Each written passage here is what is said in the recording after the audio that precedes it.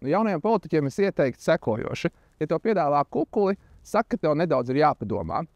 Jo, ja tu uzreiz pateiksi viņam nē, tad visticamāk viņš meklēs kādu citu durvis pie kā pieklauvēt, kam piedāvāt šo kukuli. Ej uzreiz pēc tam uz korupcijas novēršanas apkarošanas biroju, un viņi zinās, kādā veidā šo risināt tālāk.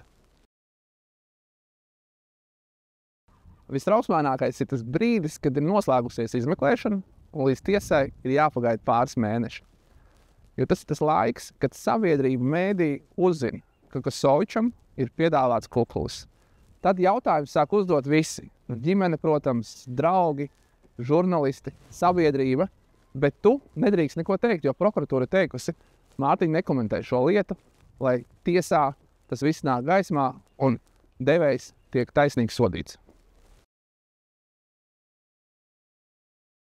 Ekonomisko lietu tiesa Rīgas nama apsaimniekotājs vadītājam Igoram Trubko ir piespriedusi 4,5 gadi cietumsodu.